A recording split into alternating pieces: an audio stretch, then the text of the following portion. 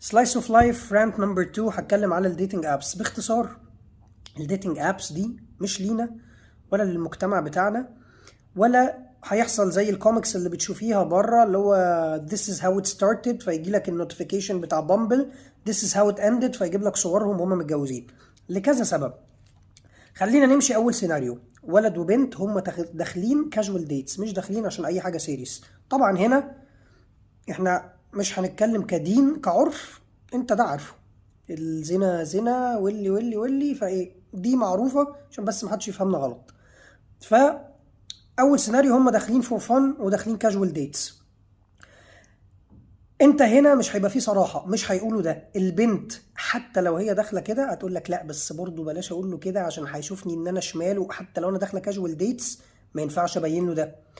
والولد هقول لك لا عشان ما تخافش والله هي عجباني وحلوه فمش عايز برضه اخش داخله فاستنى، فمش هيقولوا لبعض صراحه ان ده كاجوال ديتس، هيقعدوا يحوروا وكل واحد هيرسم شخصيه مش بتاعته، ولا ده الهدف اللي داخل بيها الابس. طيب سيناريو نمبر 2 داخلين على حاجه سيريس، هيحصل نفس الحكايه.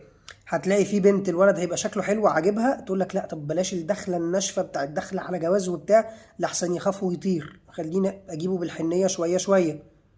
وهو هتلاقيه من الناحيه التانيه يقول لك لا بلاش اعرفها النوايا بتاعتي، انا لو عرفتها ان انا جاي عشان اخش لونج تيرم ريليشن شيب ممكن في الاخر توصل لجواز، ما هي ممكن تلبس الوش التاني وتعمل لي بقى محترمه وتجرجرني وتلاقيني مدلوق وهي تطلع حاجه تانيه، فهينتهي نفس الامر ان برضو الاتنين هيمثلوا على بعض. فالديتنج ابس دي يا جماعه اخرها لو انت عايز تتعرف على ناس بره الكوميونتي بتاعتك ويبقى لا عايزهم لا في شقط ولا في حاجة حرام، ولا عايزهم لا في حاجة سيريس ولا في حاجة جواز، نخش نتكلم وندردش غير كده لا. فتتعامل معاها ان ده يعني سوشيال بلاتفورم زيه زي انستجرام زي بتاع، بنخش نقول كلمتين لبعض في الكومنتس وخلاص، بس ديتنج مش عندنا.